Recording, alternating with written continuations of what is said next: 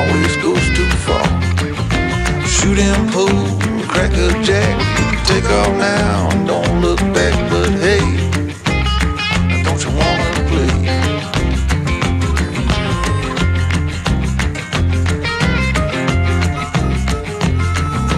Hold on, sugar, why you look so sad? Come on now. Welcome back. He's leaving me. So Bye. We are in West Virginia. You saw that last video. We're down here working on the driveway. Melissa's just headed to town to get some fuel for the machine. She'll be back in just a little bit.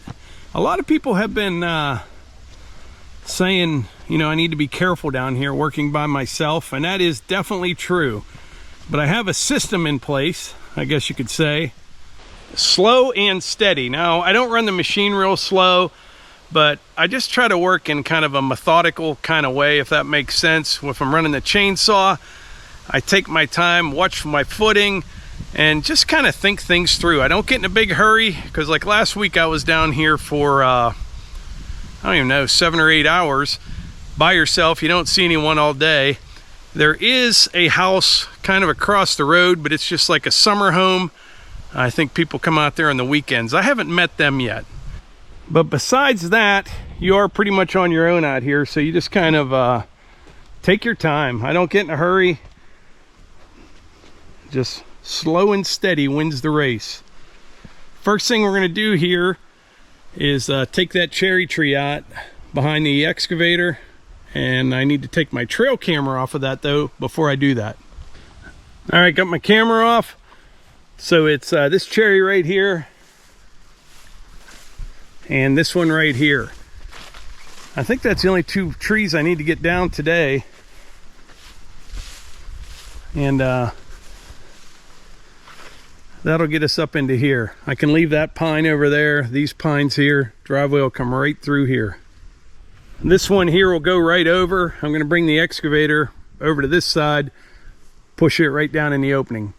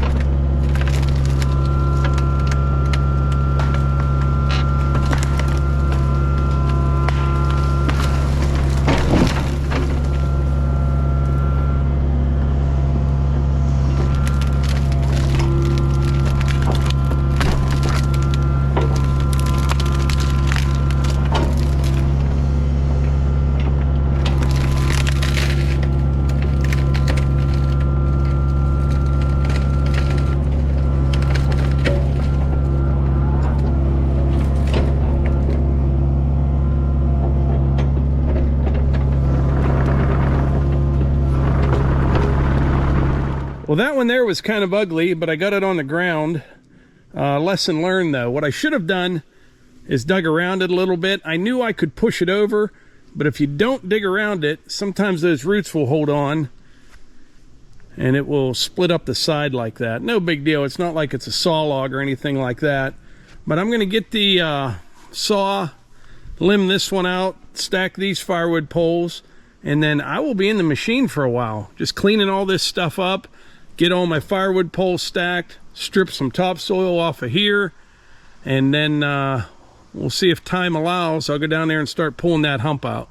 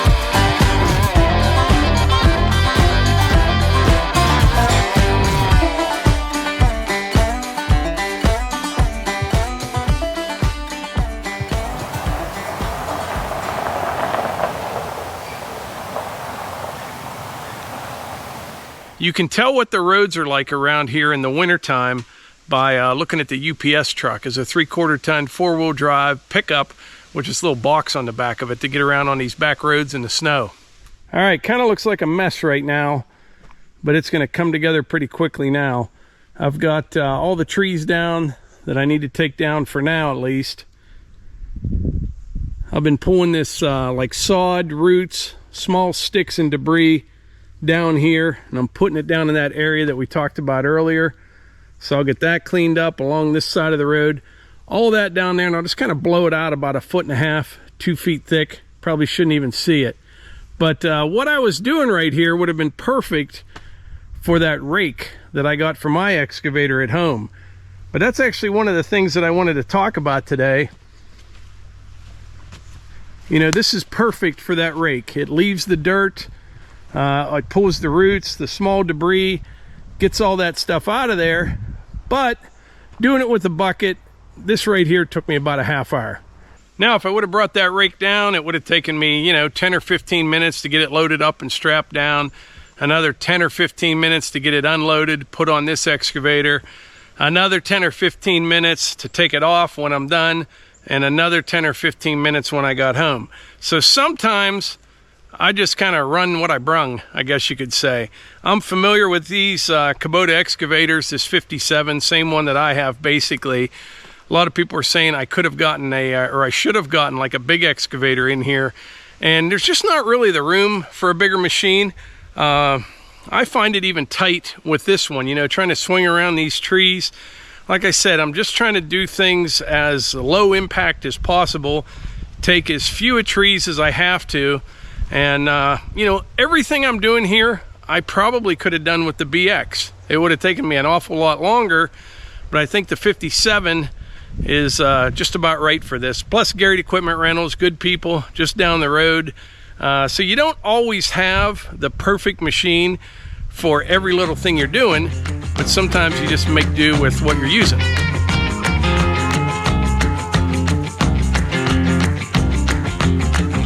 Slow down, mama, why you talk so mean? Good Lord, Nashville, it ain't what it seems. You got nice clothes, late night shows, boogie down at the bar, fiddle tunes and homemade booze, but it always goes too far. Shooting pool, crack a jack, take off now and don't look back, but hey, don't you wanna play?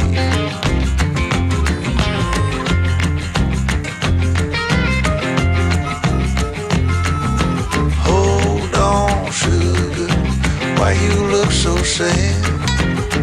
Come on now, mama, ain't nothing here so bad.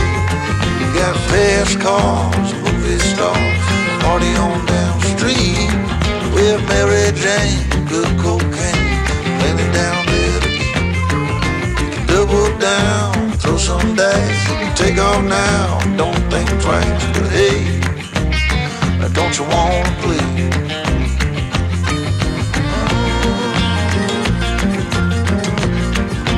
Baby, go on.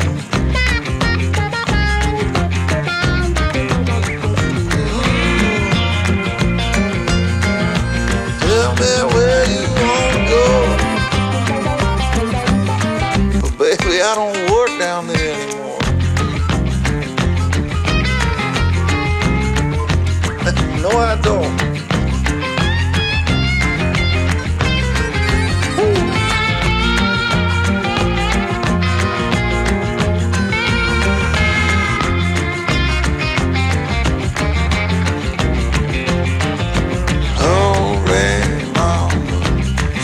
Getting late.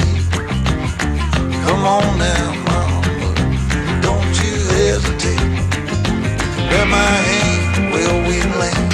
I got the champagne. We can knock it back, get on track, jump on, ride this thing. Double down, roll the dice, take off now, don't think twice. Hey, don't you wanna play? Say hey. All right, so I'm getting things cleaned up there. Everything's working out real good. Now, Melissa left like 2.5 hours ago to go to town to get fuel, which is like 15 minutes from here. And she just got back. I got the deal of the century. She got the deal of the century. Now, keep in mind, before I show you what she bought, we just bought 40 acres of pine trees, right? True. So what did you buy, Melissa? Artificial Christmas tree. With An artificial Christmas tree. pre-lit. Pre-lit. It's the deal of the century, Mike. She got a smoking deal on an artificial Christmas tree, which I don't think you could have brought anything back that would shock me more than that. But do you want to tell them the story about the artificial tree? Oh my goodness, I do. So Levi was... Wait, I'll say... Levi was super, when he was a kid, he's like allergic to a lot of different things, and he was allergic to Christmas trees. So we got an artificial tree. Go ahead, you take it from here. I'm gonna stand by you, because... We had to pause for a minute because she gets to laughing, but go ahead, Melissa, tell them what happened. We had a nice artificial tree, pretty expensive for us back then. We, you know... I wasn't there Well, when they put it up. I was at work, so keep that in mind. Go ahead. You bought it, though. I bought it. He bought it. He knew it was pre-lit. I knew it had lights on it. Right. So Christmas is over, and I'm running out for the after Christmas shopping deals, you know? Yeah. And Mike's watching the kids, and he's going to do me a big favor and clean the house and start to take down Christmas decorations. Mm-hmm. No kidding. I come home, and I'm like, he's like, took the tree down for you. I'm like, yeah. He goes, I had a heck of a time getting those lights off. I got them all off though. I did. What? They weren't supposed to come off. And I look, and the tree's in the box, and then there's a stack of lights rolled up. He's like, what should we do with those? And I'm like, they're to be on the tree. They're supposed to stay on the tree. They were like stapled or whatever to the tree. He ripped them all off. Yeah. I'm like, But we have another pre-lit Christmas tree. You pulled in and I see this big box in the back of the truck. I'm like, what in the world? And you also got a comforter. yeah, I text the picture of the comforter to Eva, and I'm like, do you like this? And she's like, oh, I love it. I'm like, okay, well, I wanted it to be for me, but I give it to Eva. And yes, I spilt some sort of chocolate on me. Well, you've had a busy afternoon. That wasn't from today. This was yesterday. I just was chilly and put this over top of my shirt. Huh. So that's where we're at. Pre-lit. Look at it. See, it's either white lights or multicolor. Huh.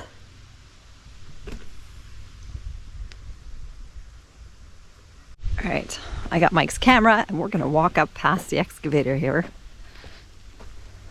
I'm gonna show you, see what he did here. Ooh, he probably already showed you this, but okay, so he's putting some topsoil down there, which is a good idea. Have a spot to put that. This comes up around. Wow. Oh my, this looks great. So I'm seeing this just as you guys are seeing it. Very nice. It's beautiful.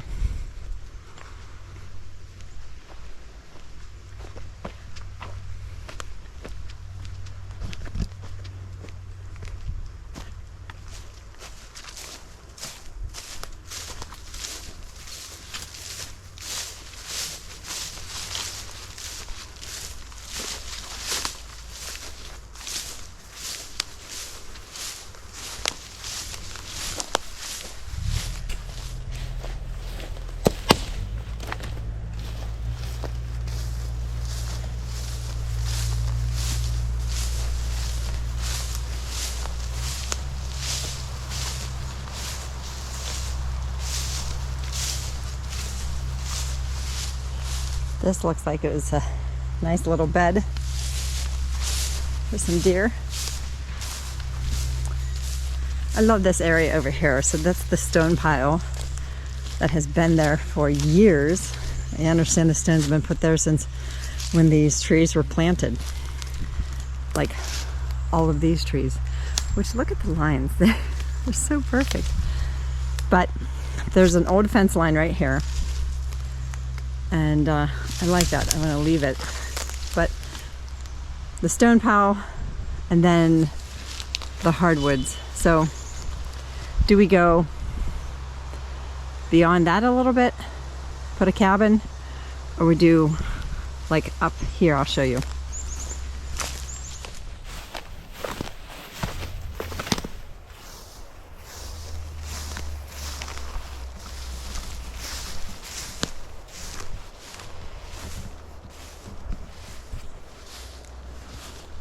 Hang in there, little guy. You're gonna make it big one day. I guarantee it.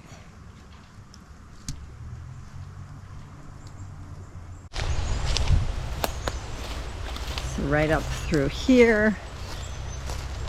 And see how that just kind of, you can see in the greenery that it just goes up a little bit. But, and maybe even somewhere right here would be a good place. Well, I'm going to tell you this. I'm not good at finding the best place. I have my ideas of what I like and what I don't like and what I would want to wear. Just to chime in on, hey, if we put the cabin here, you know, the sun, the trees, those sorts of things. But I have more of a say on, I think the cabin is the way to go than bringing a camper trailer down. And I don't know. I'm going to have to, like I said, I'm going to have to research those cabins a little more. But it might get us what we need, serve the purpose a little faster than waiting for Mike to build it or hire someone, or, you know, there's plenty of options once you get that cabin. Maybe I'd like to see maybe if we could put it up higher, like on a garage below or something. I don't know, just talking. Like I said, Mike's back in the excavator, and I just grabbed his camera, and now I'm rambling. It was just so beautiful here that I had to sit on this log in the midst of all these beautiful pines. It's so peaceful, and all these ferns. Like, I love it.